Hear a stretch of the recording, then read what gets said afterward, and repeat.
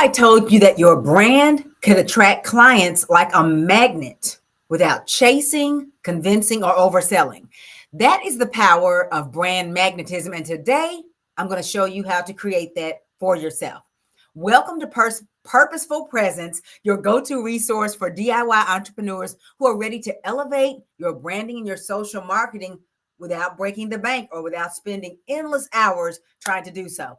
I'm Coach MJ. I am a seasoned entrepreneur. I'm an author. I'm a brand strategist, keynote speaker, event producer, and all around amazing person.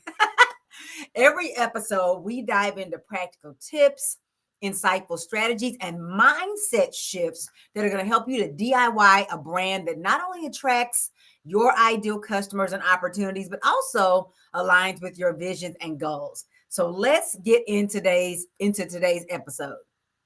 I was laughing a minute ago because I'm the one that named the podcast, and I can barely say it every week. Purposeful presence. Purposeful presence, because we want to be intentional and purpose-driven about the brand presence that we create on the internet. So anyway, I'm going to be able to say it one time without getting caught up. But anyway, let's get real. Having a strong brand is not just about being pretty online. There are a lot of brands that have some beautiful aesthetics, beautiful visuals, and some of them are even memorable, but it's not just about being pretty, right?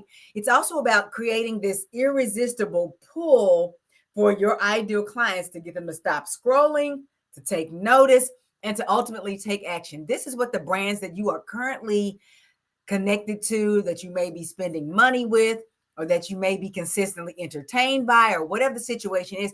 This is what those brands are doing, which is why you will watch everything that a particular creator does, or a particular company, a particular, just a particular brand. When you are locked into any and everything they're doing, they have created that irresistible pull. So how can you go from just existing to being magnetic, to where you draw people to you instead of you having to go out there and chase? Because I'll be honest with you, I've been at this entrepreneurship game full time for almost 8 years, and definitely off and on, or on a part-time basis, or an ad hoc or freelance basis for many more years than that. And it is exhausting trying to go hunt people down.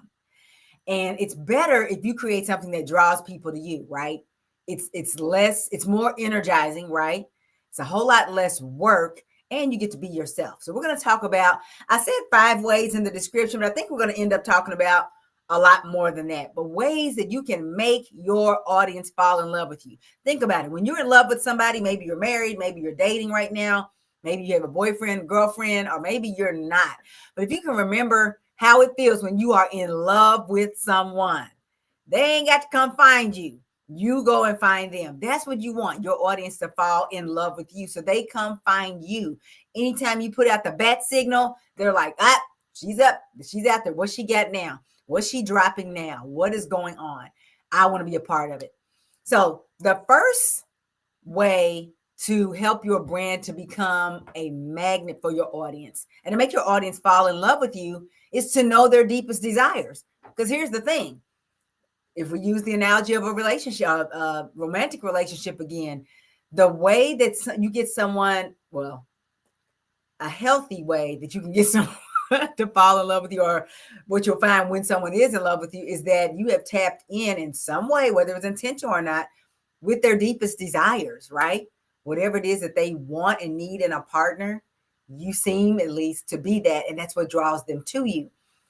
The same thing is true with your brand. To be magnetic, your brand needs to speak to what your audience truly wants, not just on the surface, right? Not just at the transactional level, not just on the surface, but at the deeper level. Know their core desires and the challenges that they're facing. So for example, if you are a health coach, okay, you're not just promoting weight loss, because that's not exciting. Nobody gets enthusiastic about weight loss itself, even though that is your core product or service, is to help them lose weight. You want to show them how their life will transform when they lose that weight, right? More energy, confidence, the ability to keep up with their kids, the ability to live long enough to see their grandkids and to be able to enjoy them. That's their deepest desires. So as a health coach, you need to be speaking to that, not to you can say lose 50 pounds, but here's the thing. When people hear lose 50 pounds, they have at least one of at least two responses. They're like, oh, it sounds like a lot. That's a big number. Or they make the leap in their own head to what losing 50 pounds will look like for them or what it will get them. A great marketer, a great brand knows how to always get them to make that connection. We're talking about weight loss, but we're getting you to see the vision behind that weight loss. So speak to what their life will be when they get that result. Or let's say your audience is underestimated entrepreneurs. That's one of my favorite phrases to describe my group. My group of entrepreneurs tends to be Black women entrepreneurs, although Black men entrepreneurs are also in my target audience. And then there's other people that will come to me just because, and it doesn't matter whether they're Black or not. But it tends to be Black entrepreneurs, right? And I consider it an underestimated group of people who people don't expect always to necessarily be able to succeed because of all the obstacles, right? But underestimated entrepreneurs who want to build a legacy. You don't just highlight the financial success they can achieve, right? So I'm helping people to build a brand so they can attract customers and opportunities, ultimately, so they can turn into revenue. But it's really about building that legacy. Speak to the desire for generational impact and being a role model for others. For instance, if you were also going after this underestimated entrepreneur group, whoever they are, it's not just Black people, you'd say you're not just building a business, you're breaking cycles and inspiring the next generation. That's how you tap into those deepest desires. And you don't have to talk about Canva. You can use Canva to create these customer personas visually. Try designing a mood board for yourself or an infographic that represents their lifestyles and goals. An infographic is something you can share with them. The mood board might be something that, well, I guess you can share your mood board with them, but it can also be something that keeps you inspired. But you can create that and show them what the vision is that's tapped into their deepest desires that your product or service can help them to get to. So knowing your audience's deepest desires, you got to become an expert on your audience and what they want. You need to know more about what they want and need than even they do. The next way to help make your audience fall in love with you and exhibit that brand magnetism is to, I skipped one, is to craft a signature look and feel. Your brand should be instantly recognizable. If I can see you, matter of fact, comment below if you've been watching me a long time, or maybe even know me personally, and you know immediately my brand when you see it. What is it about my brand that's recognizable? Right? What is it? Put it in the comment or put it in the chat if you know. Now we're talking about things like consistent colors, fonts, a unique vibe that screams you. It can also be bringing in those quirks, those personality aspects that make you who you are. Put those, well, that's actually a part of the next one as well, but have a signature look and feel can also come from your quirks, because your quirks and your signature appearance, right, can be a part of the look and feel of your brand. For me, one of my signatures is that every time you turn around, I got a different pair of frames on. I don't know how long it's been since I wore these frames out of the house or in one of my videos. But my frame collection is something I'm known for. Also, the color orange with accents of blue is something I'm known for. All of my branding is that. So, and then, I'm using consistent fonts and I lay out my headers a consistent way. That's why you recognize the brands that you recognize. Coca-Cola, they have that signature cursive font that they've had for decades, and you recognize it. Now, because it's a cursive font, they don't do all of their writing in that font. That would be hard. That would be impossible to read. But their logo is always going to be in that consistent font, right? But it's not just logos. It's not just necessarily fonts and colors. It can be it can be the way your studio is set up if you're one that makes content. For me, I chose this virtual background because of the colors and because it's a lovely place. It's got a plant in it. One thing about me, I'm going to have a plant involved, right? A signature look and feel so they know, oh, that looks like MJ. Oh, that looks like Tanisha. That looks like Kevin, whatever that is. That looks like such and such a company. You want to have a signature look and feel, and it goes beyond just the basic. It can be the types of photos that you use. Have a signature look and feel. So if your brand serves ambitious solopreneurs, your colors could include vibrant orange. I'm just looking at this example I wrote down. for energy and determination, with sleek black for sophistication and boldness. Now, I don't use orange and black. I choose orange and blue and a couple other colors, but that could be what you do. Pick 2 to 3 colors that evoke the emotions that you want your audience to feel when they see your brand. Blue for trust, gold for luxury, etc. Canva is your best friend on this one. You can create a brand kit with your signature colors, your logos, and fonts to ensure that every bit of content that you create in Canva is on brand. Okay, you want to make sure that when you're in Canva, you're a DIY entrepreneur, that you're in there making consistent pieces. It's not just ham scam. Every time you go in there, stuff is looking different. People need to recognize your graphics when they see them coming because they have a signature look and feel. The third way to make your audience fall in love with you and have that brand magnetism is to infuse personality into everything. People connect with people, especially in this social media space. And for my folk that are like, oh, I hate going on camera, I don't like talking in front of people. There are ways to do it, but quite frankly, it's going to be a little bit challenging to try to connect people, human beings, with a faceless brand. Your voice, your humor, your values should shine through in every interaction. One thing I love about making these videos, every Monday I do my podcast, I love this because it's a time when I get to be myself. I can't see any of you in this space, but I know that you're there either live or you're there on the replay. And so I get a chance to talk to you as if you were right here in my studio or we were at a coffee shop talking to each other. And I'm being myself. This is how I am in real life. Like if you were talking to me in person, this is what you'd be getting from old MJ. The same stuff you're getting right now. So keeping that in mind, here's one of your action steps. I want you to write captions, emails, and even product descriptions in a way that seems conversational and authentic. There's a young lady that does, she has ads that I see on YouTube all the time. It's a Black lady. And at the beginning of every, or I think it's one commercial, but they play it over and over. Every time at the beginning, she says, "Hey, Queen." You might know who I'm talking about. I don't know her name because I usually end up skipping the ad. I skip every ad. It's not because it's her. I skip every ad. But she says, "Hey, Queen." I think I've seen a second version of something she done. She says that. And I guess that's how she addresses her people, you know, and it's giving a very conversational, familiar tone, even though she is advertising something that's quite professional, probably high quality, right? That's her way of talking. That's probably how she is in real life. And it comes across as more authentic, in my opinion. On Canva, you can use templates to create behind the scenes graphics or personal stories that humanize your brand.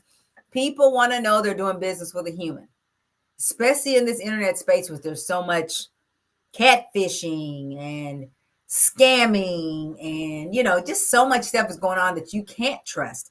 When they know they're connecting with a human, you're going to draw the masses to you. Just keep being yourself. Another example of what you can do is share an anecdote about why you started your business. Even if your product or service has nothing to do with entrepreneurship, nothing to do with starting a business. Maybe you sell a retail product. Maybe you sell candles. Maybe you sell clothes.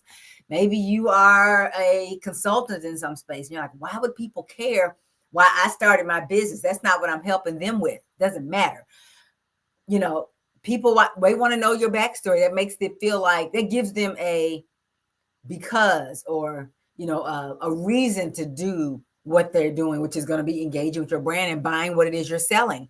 So when they find out, oh, they had a story similar to mine, okay, that's a good reason to buy from them, even though it has nothing to do with, is your product really for them? Is it quality? Is it this or that?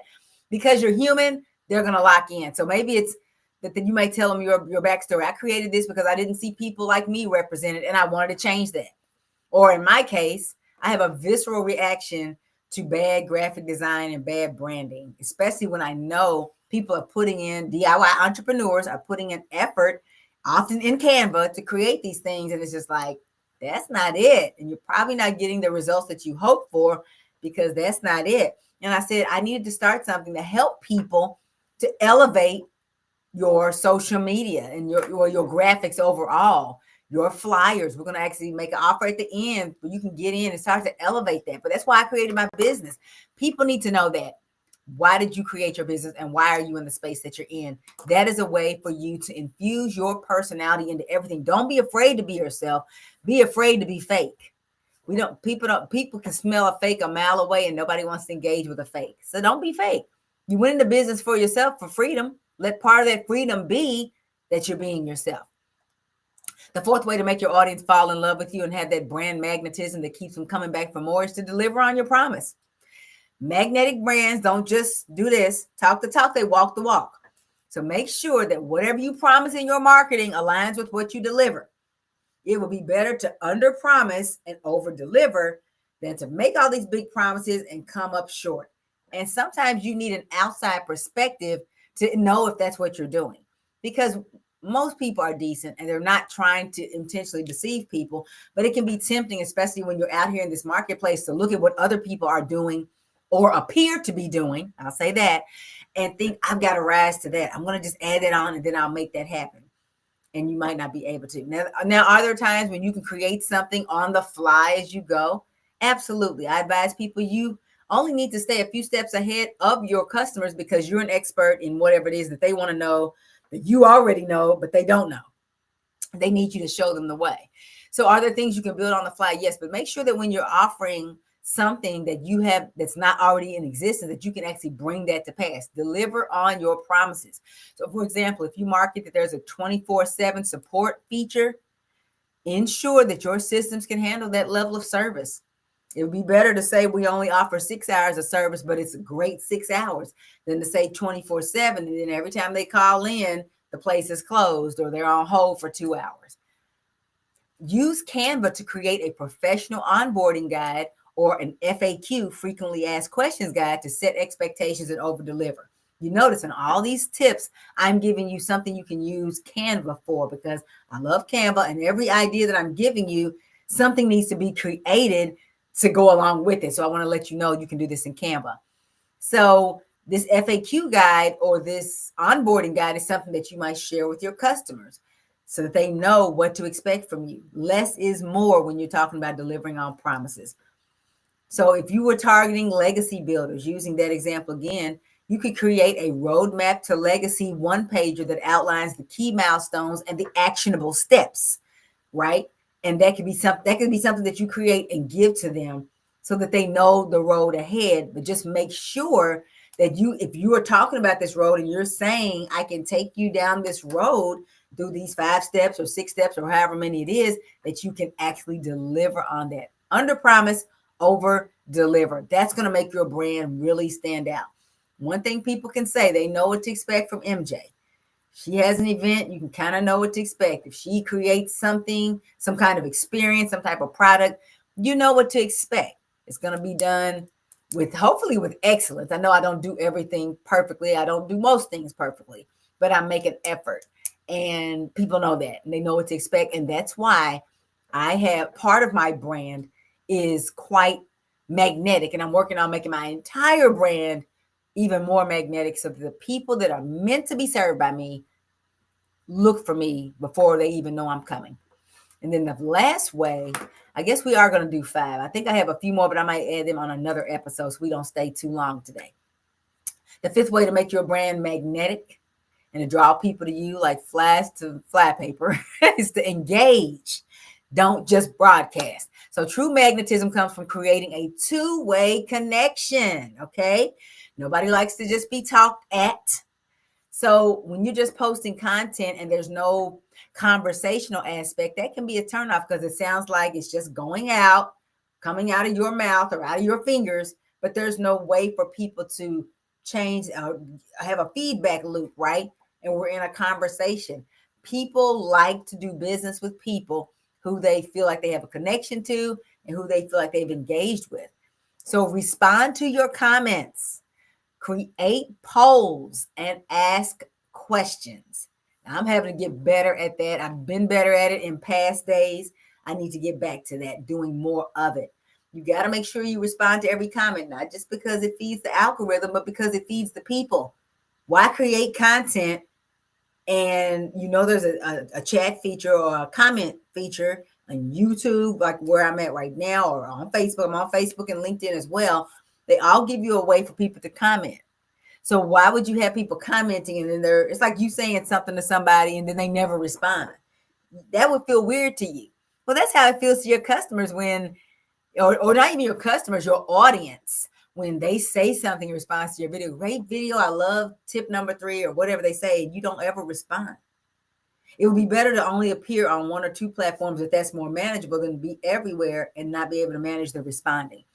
You want to give people a way to know that they can reach you or talk to you, or even if it's your virtual assistant, your VA, whoever it is, they need to know that they can connect with your brand. So if there's a business targeting women breaking barriers, you could design a quiz. Which trailblazer trait do you embody, right? So, and then share personalized results with actionable tips. You could create something like that. And that allows people to become part of the conversation with you. And that's also giving them something actionable that they can use to take away a lesson, right? You're sitting here listening to me right now, but what after this is over, are you going to do about it? It's good to always make sure that people know what they can do about it. It's a call to action, whether it's something you're going to give them, whether it's an experience they can be a part of. You want to make sure that they have a way that they can engage further with you. In Canva, you can create Instagram stories, for example, that encourage engagement, like this or that quizzes. Do you like this or that? It can be so simple. Put it on the screen. People like to click. People like to let their opinions be known. You want to be one that engages and not just broadcast and talk at your people in writing or verbally. So brand magnetism is a combination of strategy, creativity, and consistency. Strategy, creativity, and consistency. That's what your brand magnetism is. So if you know your audience, you'll be able to craft a signature style, show your personality, deliver on your promises. That's so important, and engage with your community. You're going to create a brand that not only attracts, but keeps or retains your ideal clients. Despite all the noise out here in social media, despite everything that's trying to pull at them, they will stay with you if you do these 5 things. And if you are ready, remember I told you we're going to have an offer at the end. If you're ready to take your branding to the next level, join my Canva Flyer Masterclass, where you're going to learn how to design magnetic flyers that grab attention and elevate your brand. Now, why flyers? Flyers are the fundamental graphic asset that people create. It could be a flyer for an event, a grand opening, a sale, some kind of special occurrence. It could be the headers at the top of your social media pages. It could be stories. There's so many different things that come under the heading of flyer. Although technically some of those are technically posts and headers and things. I call them all flyers. We're going to get in that masterclass. We're going to do a deep dive into how to create a flyer that actually gets people to take action. It's one thing to just talk to people and even to provide value, but if they don't take action after you give them the value, it has been of no value. So we are going to be having a Canva masterclass coming up here really soon. I want you to register for your seat at melaniehunter.com/Canva. This is going to be your opportunity to master those basics that will make your flyer not look like you created in Canva. See, that's the real trick, is to make it look like you did not create, like you have an expert making all your flyers. So go ahead and join, reserve your seat. melaniehunter.com/Canva is where you can go to reserve your seat. I'm only able to allow so many people in the class, right? So everybody can have a top-notch experience. So make sure that one of them is you. It's been my pleasure to share with you today on how to make your audience fall in love with you. We will be back next week for another episode of Purposeful Presence